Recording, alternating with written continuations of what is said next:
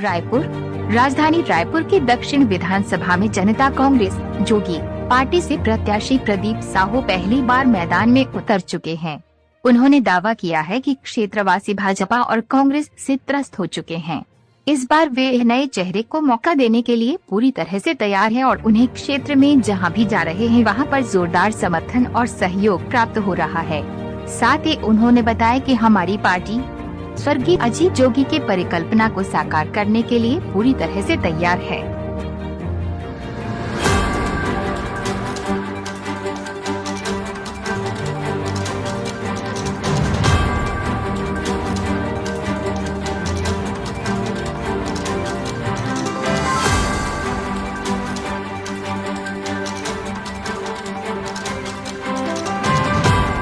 है विधानसभा छत्तीसगढ़ विधानसभा में चुनाव में 2023 में आप जो है अजीत जोगी स्वर्गीय अजीत जोगी की पार्टी से आप उम्मीदवार हैं दक्षिण में, और दक्षिण का चुनाव लगभग 7 बार से भाजपा जीतती आ रही है। तो इस बार आपको क्या लगता है और आप किन मुद्दों के साथ यहाँ पर उतरे? देखिए, आदरणीय बृजमोहन अग्रवाल जी 7 बार चुनाव जीत गए, अब 8वीं बार नहीं जीतेंगे। उसका कारण भी यही है कि विधानसभा की जनता एक ही चेहरे को देखकर थक गई है। अब उन्होंने मन बना लिया है कि वक्त है बदलाव का, और इस बार वो बदलाव करके रहेंगे, क्योंकि 35 साल का जो समय होता है वो काफ़ी समय होता है। और जब हमारी राजधानी नहीं बनी थी उसके पहले से आदरणीय बृजमोहन अग्रवाल जी विधायक बनते आ रहे हैं, लेकिन जिस तरीके से हमारे रायपुर दक्षिण विधानसभा का विकास होना था, आज आप देख सकते हैं किसी प्रकार से कोई विकास नहीं दिखता। ऐसा लगता है कि किसी विकास को देखने के लिए दूरबीन से हमको खोजना पड़ेगा। और दूसरी तरफ विकास हुआ भी है, लेकिन वो विकास जो हुआ है स्वयं बृजमोहन अग्रवाल जी का हुआ है, उनके परिवार का हुआ है। तो ये जो जनता है अब ये मूड बना ली है कि ये समय है बदलाव का, इस बार उनको बदल कर रहेंगे। और रही बात मुद्दों की, तो इतने सारे मुद्दे हैं कि मुझे लगता है कि अगर मैं मुद्दों की बात करूं तो काफ़ी समय लग जाएगा। जैसे मैं शुरुआत करता हूं पट्टे की। आज दक्षिण विधानसभा के लोगों को पट्टा नहीं मिल पाया है। मैं बात करूं पेंशन की, तो पेंशन तो नहीं मिलता, लेकिन टेंशन लोगों को ज़रूर मिलता है। मैं बात करूं रोज़गार की, तो आज कहीं रोज़गार नहीं देखने मिलता। हमारे यहाँ के लोग रोज़गार के लिए, अपनी रोजी रोटी कमाने के लिए छत्तीसगढ़ को छोड़कर दूसरे प्रदेश में जाने को मजबूर होते हैं। आप बेरोज़गारी भत्ता की बात कर लें। इस तरीके से तमाम ऐसे कई सारे मुद्दे हैं जिसको लेकर हम लोग मैदान में उतरे हैं, और निश्चित तौर से जनता का आशीर्वाद मिल रहा है। और सब कहते हैं कि ये बृजमोहन अग्रवाल जी का दक्षिण विधानसभा गढ़ है। मैं नहीं मानता कि ये बृजमोहन अग्रवाल जी का गढ़ है। ये गढ़ है तो छत्तीसगढ़ यहाँ होगा। ठीक है, आपकी बात तो ठीक है, लेकिन बात यहाँ पर कांग्रेस की भी आती है। कांग्रेस सत्ता में है, अभी लगातार बनी हुई है, और उनके तरफ से एक संत जो है इस बार आपके सामने है। तो एक तरफ बृजमोहन है, एक तरफ संत है, तो उसके बीच में आप जो है अपने आप को कितना मजबूत पाते हैं? देखिए, आदरणीय महंत जी संत हैं, और पहला चीज़ तो जब कोई वकील होता है तो उसको वकालत करना चाहिए। अगर कोई पुलिस है तो उसे पुलिस की नौकरी करनी चाहिए। उसी तरीके से आदरणीय महंत जी महंत हैं, तो उनको तो पूजा पाठ का काम करना चाहिए। कहाँ वो आकर पैराशूट लैंडिंग करके शिवरी नारायण से यहाँ आते हैं और रायपुर दक्षिण की जनता के बीच उनको प्रत्याशी बनाया दिया जाता है। ये और वो तो पहले ही कह चुके हैं कि मैं रायपुर दक्षिण से चुनाव नहीं लड़ना चाहता। तो अब पता नहीं क्या इनका ऊपर का सेटिंग है।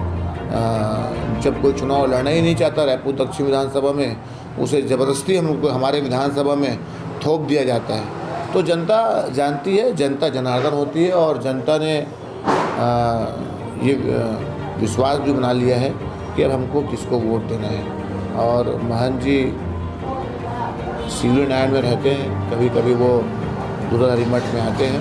तो यहाँ की जनता नहीं चाहती कि अब हम लोग को शिवरी नारायण जाना पड़े और हम जाके वहाँ पे काम कराएं। इसलिए जनता महंत जी की तरफ कोई रुख नहीं दिखा रही है। अच्छा, अब सबसे बड़ी बात आती है कि अजीत जोगी, स्वर्गीय अजीत जोगी जी, उनके द्वारा ये निर्मित पार्टी है। उनका एक मोटिव था, एक उद्देश्य था कि छत्तीसगढ़ कैसे भी करके विकास करे, छत्तीसगढ़ियों का विकास होना चाहिए।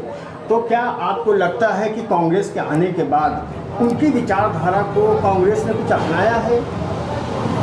बिल्कुल, देखिए, जिस तरीके से मैं कांग्रेस की ही बात नहीं करूँगा, मैं भारतीय जनता पार्टी की ही बात करूँगा। जोगी जी का 3 साल का कार्यकाल था और वो तो इतने बुद्धिजीवी थे, वो IAS IPS तमाम प्रकार के पदों में वो रहे और उनके काम करने की क्षमता से प्रदेश के और देश के लोग वाकिफ़ हैं। उन्होंने जो रोड मैप बनाया था कि छत्तीसगढ़ को कैसे हम लोग विकास की दिशा में लेकर जाएं, कैसे हम यहाँ के छत्तीसगढ़ियाओं को उनकी पहचान दिलाएं, उसी रोड मैप पर 15 साल भारतीय जनता पार्टी ने काम किया। और दूसरी तरफ देखें कांग्रेस की बात 5 साल में, तो वही रोड मैप पर भी कांग्रेस काम कर रही है। जो छत्तीसगढ़ियाबाद को जीवित करने का काम भी जोगी जी ने किया। वो ठेठ छत्तीसगढ़ी में भाषण देते थे, लोग उनके अंदाज से काफ़ी खुश रहते थे। जब वो भाषण देना चालू करते थे तो एक पब्लिक वहाँ से नहीं उठती थी, उनको बहुत गंभीरता से सुना जाता था। और उनके मैं खान पान की बात करूँ तो वो मतलब लाल भाजी से लेकर टमाटर की जो चटनी होती है, ये सारी तमाम चीज़ों में उनके फेवरेट डिश में थे।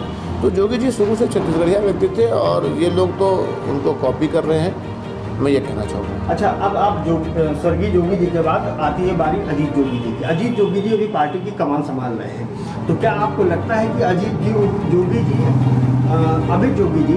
स्वर्गीय जोगी जी के कुछ भी मतलब ऐसा है कि उनके उद्देश्य को पूरा कर पा रहे हैं, या उनकी जो परिकल्पना एक बहुत बड़ी थी तो उस परिकल्पना को लेकर कुछ अमित जोगी जी साकार करते नजर आते हैं? क्योंकि अमित जोगी जी अभी लगातार कई जगह से वो फ्लॉप होते रहे हैं और उनका कार्यकाल लगातार आप देखिए तो नीचे की तरफ आ रहा है। तो ऐसे में पार्टी पर भी सवाल उठना जायज़ है। देखिए, आप लोग महाराष्ट्र का देखे होंगे, महाराष्ट्र में शिवसेना जो सरकार में थी, उस शिवसेना जो सरकार में रहते हुए वो अपनी पार्टी को भारतीय जनता पार्टी से बचा नहीं पाए। उसी तरीके से आप मध्य प्रदेश की बात कर लें, यही भारतीय जनता पार्टी आज ज्योतिरादित्य सिंधिया जी को अपने पक्ष में लाकर वहाँ की सरकार को गिरा देती है।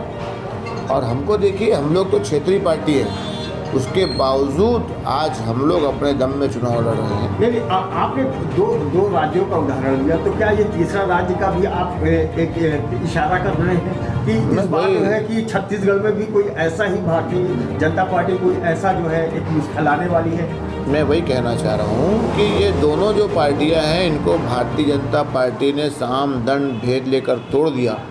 लेकिन आज आप देखिए, अमित जोगी जी किसी प्रकार से टूटे नहीं, लड़ते रहे। और आज जैसे कहते हैं कि शेर का बेटा शेर होता है, उसी तरीके से पूर्ण रूप से चुनौती देते हुए मुख्यमंत्री के विधानसभा से चुनाव लड़ रहे हैं। अरे हिम्मत है किसी भारतीय जनता पार्टी के मुख्यमंत्री की, जो रमन सिंह जी थे, वो लड़ लेते पाटन से चुनाव, तो इनके में हिम्मत नहीं है। मैं पुनः कह रहा हूँ, शेर का बेटा शेर होता है और अमित जोगी जी शेर है, पूरी दमदारी से पाटन विधानसभा में चुनाव लड़ रहे हैं। और रही बात, देखिए, बाप तो बाप होता है, तो पिता थे और पिता के नक्शे कदम में अमित जोगी जी चल रहे हैं। और वो खुद चाहते हैं कि अजीत जोगी जी के जो अधूरे सपने थे उनको मैं कैसे पूरा करूं। और एक पिता का जो सपना होता है तो बेटे का फ़र्ज़ होता है कि उसके सपनों को पूरा करे, और वो पूरी निष्ठा और ईमानदारी से निकले हुए हैं अपने काम पे। आप देख सकते हैं कांग्रेस और भाजपा दोनों के बीच वो डटकर उनसे लड़ रहे हैं। और लड़ने के बाद आज पूरे विधानसभा में 90 विधानसभा में उन्होंने प्रत्याशी उतारा है, जिसमें मैं रायपुर दक्षिण का भी प्रत्याशी हूँ। अच्छा, इसी बीच ये भी बात आती है कि जब स्वर्गीय अजीत जोगी जी की बात आती है तो उन पर जो है लगातार कई तरह के आरोप भी लगते रहे हैं, जैसे कि अमित जोगी पर भी लगे और सुश्री जो माननीय ऋचा जोगी जी है उन पर भी जो है इस तरीके के आरोप लगे। और उनके जाति प्रमाण पत्र को लेकर जो राजनीति की गई तो क्या वो राजनीति आपको नहीं लगता कि ये जो है सुचिता के अनुरूप नहीं थी? आप इसको किस तरह देखते हैं? देखिए, कांग्रेस हो या भाजपा, ये दोनों को तो झुगरिया हो जाता है। जैसे ही चुनाव नज़दीक आता है तो फिर जाति धर्म यही बात करती है। इनको रोजगार, स्वास्थ्य, शिक्षा इसमें बात करने का मन नहीं है। अब बताइए, जब अजीत जोगी जी मुख्यमंत्री थे तो वो आदिवासी कोटे से मुख्यमंत्री बने थे। तो क्या सोनिया गांधी जी को उस समय नहीं पता था क्या कि नहीं, अजीत जोगी जी आदिवासी नहीं है? उस समय क्यों मान गए? फिर आपने उसी अजीत जोगी जी को आदिवासी जो उनका विभाग था उसका वो राष्ट्रीय अध्यक्ष बनाए थे। तो उस समय वो क्या आदिवासी नहीं थे? हाँ, लेकिन जोगी जी जैसे ही पार्टी छोड़ते हैं, कांग्रेस की पार्टी, तो वो आदिवासी नहीं रहते। पिछले कई बार 2 टाइम जब जोगी जी के विधानसभा चुनाव लड़ते हैं, विधानसभा से विधायक भी बनकर आते हैं, तो उस समय वो आदिवासी रहते हैं। लेकिन जैसे ही कांग्रेस से वो हटते हैं तो वो आदिवासी नहीं रहते हैं। अब जब चुनाव की बारी आती है, विधानसभा चुनाव की बारी आती है, तो उस समय भूपेश बघेल जी खुद अकेले कुश्ती लड़ते हैं। अमित जोगी जी को मरवाही विधानसभा से चुनाव लड़ने तक नहीं देते हैं। ये कह देते हैं कि ये आदिवासी नहीं है। मतलब साफ साफ है कि कांग्रेस में रहोगे तो आप आदिवासी हो और कांग्रेस में नहीं रहोगे तो आप आदिवासी नहीं हो। तो ये इनकी ना ये गंदी राजनीति है।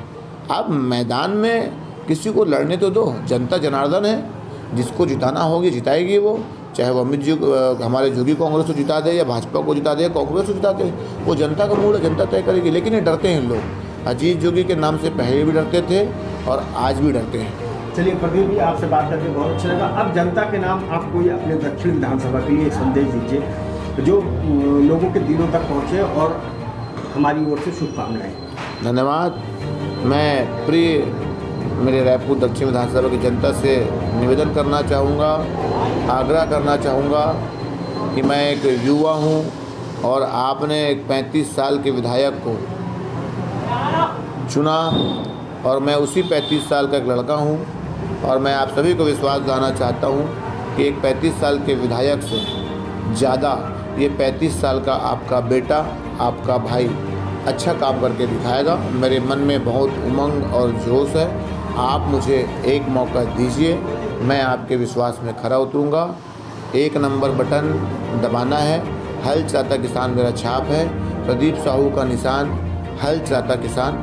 यही निवेदन करना चाहूँगा कि अब जब भी वोट डालने जाए तो इस निशान को, हल चलाता किसान छाप को और 1 नंबर बटन को आप याद रखें। मेरी विजय होगी। मैं आपकी सेवा करूँगा, आपका कमियाँ बनकर, आपका बेटा बनकर। जय हिंद, जय छत्तीसगढ़।